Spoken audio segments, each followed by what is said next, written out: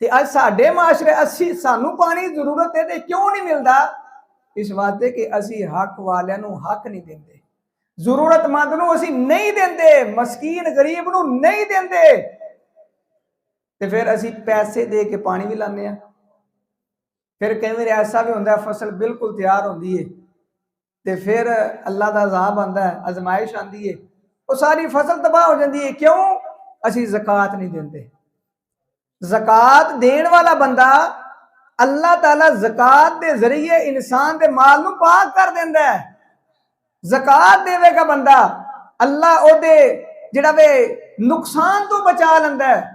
ते जे असीं ज़कात ही नहीं देनी, जरूरतमंदां नू जिहड़ा पैसे नहीं देने, ओदी जरूरत नहीं पूरी करनी, फिर अल्लाह कहंदे ने अगर तू मेरे राह विच नहीं खर्च करना फिर तेरे पैसे मैं जरूर कढवावांगा, चाहे अस्पतालों में जान, चाहे कचहरियों में जान, चाहे अदालतों में जान, चाहे तेरा वे और किसी नुकसान ते पूरे हो जान, तू मेरे राह में अगर तू खर्च कर दे ना, किन्ना में 2.5%। किन्नी ज़कात है? 2.5% ही ना। 100 विच 2.5 पैसे देने तुसीं, 100 विचों 2.5 रुपये देने तुसीं, ते वो भी देने वास्ते असीं तैयार नहीं। अगर कल्लियां बह के ना कदे सोचियो, कल्लियां बह के सोचियो कि जिहड़ा सालाना साडा दवाइयां दा खर्चा वो किन्ना बन जाता है। कई ऐसे बंदे ने उन्होंने 10 तो 20% दवाइयां का खर्चा हो जाता सिर्फ। ते अगर तुम 2.5% अल्लाह के राह पे दे छड़ो ना, एक साल चेक तो करो ना, तुसी अल्लाह के राह पे खर्च करके ते वेखो ना। नबी अलैहिस्सलाम ने एवें नहीं फरमाया सी, अपनी बीमारी का इलाज सदके नाल करया करो। जिस तक दवाई ना काम आवे, उथे अल्लाह के राह में खर्च सदका दे के ना, ते फिर आख्या को अल्लाह न, तेरी नबी की हदीस है कि अपनी बीमारी का इलाज सदके नाल करो। अल्लाह मैं अगर 100 रुपया 200 रुपया 10,000 दवाई ते लाना, अल्लाह मैं उहदे विचों इन्ने पैसे सदका कर दिता है, जरूरतमंद नूं दे छड़िया। अल्लाह मेरी बीमारी दूर कर दे, अल्लाह की कसम है अल्लाह तुहाडी बीमारियां दूर करेगा। हदीस से लफज मैं अपनी तरफ नहीं कह रहा गल। और आइए जिहड़ा बंदा सदका नहीं ना देंदा, बल्कि जिहड़ा सदका देंदा उसदी गल कर रहा कि उहदा अल्लाह किस तरह जरूरत के मुताबिक पानी नहीं है, जरूरत के मुताबिक अल्लाह उहदे निजाम नूं चला रहा है। हजरत उस्मान रजी अल्लाह तआला अन्हु ना, उन्होंने अल्लाह ने इज्जत क्यों दी है? अल्लाह ने इज्जत इस बात दी है, वो अल्लाह के राह पे खर्च करने वाले से। आज वेखो ना, मक्के के अंदर अल्लाह को दुआ करो, रमजान का महीना है, अल्लाह सब नूं बार बार मक्के और मदीने की जियारत नसीब फरमाए। बार बार अल्लाह पाक उथे सानू हाजरी नसीब फरमाए। मक्के जाओगे उथे एक खाने का ना एक लैन लगी होंगी है, इतने लंगर बंदे कहन लंगर, वो अल्लाह ना दा मुसाफरां नूं देंदे ने, ते वो हुण दा नहीं, ये नबी अलैहिस्सलाम के जमाने तो पहले ही चल रहा है। हाजियां नूं, उमरा करने वालों नूं पानी को दे रहा है, कोई सत्तू पिया रहा है, कोई खाना दे रहा है, कोई चीज दे रहा है, कोई खजूरा दे रहा है। उते एक ऐसी भी जगह है जिथे हजरत उस्मान रजी अल्लाह तआला अन्हु दा लंगर चलता है। 1400 सदियां, 1400 साल, यानी तकरीबन 1450 साल हो गए ने, ते अये भी हजरत उस्मान चले गए ने, लेकिन उन्हों का बैंक अकाउंट अये भी सऊदी अरब चल रहा है। जिहड़ा अल्लाह राह में खर्च करता है ना, अल्लाह उहदा नाम भी ऊंचा कर देंदा है। हजरत उस्मान रजी अल्लाह तआला नूं किवें खर्च करते हैं? एक दिन मदीने के अंदर बड़ी कहसाली पै गई, गले की बड़ी कमी, ते लोगों को पता चलिया अज उस्मान रजी अल्लाह तआला दा ना तजारत वाला काफिला मदीने आ रहा है। ते ताजर भी बड़े जालम होंदे ने, भावें अज दा ताजर होवे, भावें पहला ताजर होवे, ताजर बाज नहीं आंदे। वेखो ना, सारियां चीज़ां कट्ठियां कीतियां, जमा कीतियां, फिर वो रेट अपना बनाना। ये ताजरां की चलाकी वेखो ना, सारा अपने कंट्रोल में चीज लैके फिर रेट भी अपना बनाना।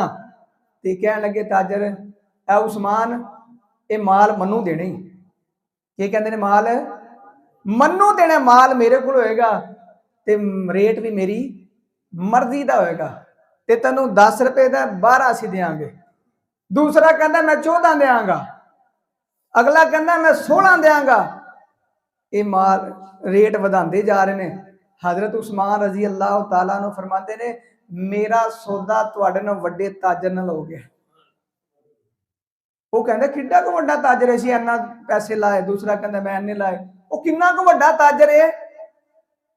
ते माल जिस वक्त मदीने आन लगा, हजरत उस्मान रजी अल्लाह तआला नु फरमान लगे आ जो मदीने दे गरीबो, ओ मस्कीनो, ओ मेरे नबी दे शहर दे परेशान लोगो, अपने तोड़े लै आवो, अपनी बोरियां लै आवो। अज उस्मान ने अल्लाह नाल सौदा कीता है, कोई पैसा नहीं लवांगा, जिन्ना जिन्हों जरूरत है वो उन्ना माल लै जाए। खजूरां जरूरत है खजूरां लै जाए, जिस ने जऊं की जरूरत है जऊं लै जाए, अगर किसी नूं कपड़े की जरूरत है कपड़ा लै जाए। अज उस्मान किसी को 1 रुपया भी नहीं लैन लगा। जिवें ताजर आ गए ना, ताजर आ कहंदे ने तुसीं ते कह रही सी मैं बड़े वड्डे ताजर नाल सौदा कीता, वो ताजर कित्थे जे। हज़रत उस्मान रजी अल्लाह तआला नु फरमान लगे मैं ते उस ताजर नाल सौदा कीता है, तुसीं ते 12 14 16% दे रहे सी ना, मैं उस ताजर नाल सौदा कीता है जिस ताजर ने आख्या तू मेरे राह विच 1 रुपया देगा, मैं 700 बल्कि 700 नालों भी ज्यादा तैनूं दुनिया विच भी देंगा ते क़यामत विच भी देंगा। फिर अल्लाह ने हजरत उस्मान रजी अल्लाह तआला नु दुनिया में दिता है कि नहीं। ये भी उन्होंने निजाम चल रहा है, अल्लाह के राह में खर्च हो रहा है। एवे जिहड़ा बंदा अल्लाह के राह में खर्च करेगा, अल्लाह करीम उस बंदे नूं दुनिया के अंदर भी कई गुना देंदे ने।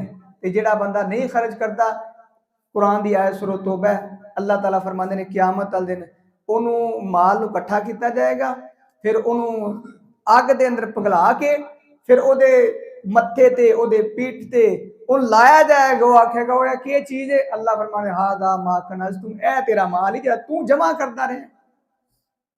हदीस लफज ने फरमाया एक गंजा सप बन जाएगा, वो डंग मारेगा ना तो वो भजेगा, आखेगा वो मेरा मेरा क्या चीज है, मेरे पीछे क्या लग गई है। अल्लाह उस वक्त फरमानगे हादा मा कनज़्तुम, ए तेरा माल ही जरा तू बड़ा दुनिया च कहता सी ना ए भी मेरा ही, ए भी मेरा ही, ए भी मेरा है, अल्लाह के राह में नहीं खर्च करता सी ना, ए ओ ही माल ही तू इकट्ठा किया। अगर खर्च करोगे तो अल्लाह दुनिया में भी तुहानू बढ़ा चढ़ा के देगा, अगर नहीं खर्च करोगे दुनिया के अंदर तुहाडी औलाद ही इस माल ते लड़ाई करेगी। कई तुसीं वेखे ने घर के अंदर मैयत पई है, बाप की मैयत है तो विरासत के बंदे लड़ते पे ने।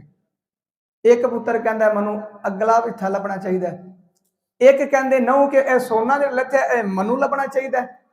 यार इंज की तरबियत करके जाना कि तू जा रहा तो आखण ये जो साडे बाप ने फलां चीज़ छड्डी है ना, अल्लाह राह में दे छड़ो, किसी गरीब नूं दे दो, मस्कीन नूं दे दो, मस्जिद दे दो, मदरसे दे देवो। इंज तरबियत करके जाना। जिहड़ा बंदा इंज तरबियत करता है तो ओदी औलाद भी ओदे वास्ते हाथ चुक के दुआ करती है, हाथ चुक के दुआ करती है अल्लाह मेरे बाप ने मेरे वास्ते फलां किया, मेरे बाप ने मेरे में फलां किया। वो दुआ करती है अल्लाह मनु मेरे बाप ने मनु मुहताज बना के नहीं छड्या, बल्कि मनु एक रोजगार दिता, मनु मकान दिता, मनु दुकान दी, मनु इज्जत दी मेरे बाप की वजह करके। वो दुआ करता है तो जिहड़ा माल जमा करी आउंदा है खर्च करन दा कहंदा कोई नहीं, ना आपे खर्च करता ना औलाद नूं कहंदा है।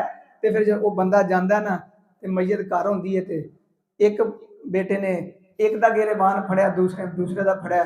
अल्लाह को दुआ करो अल्लाह पाक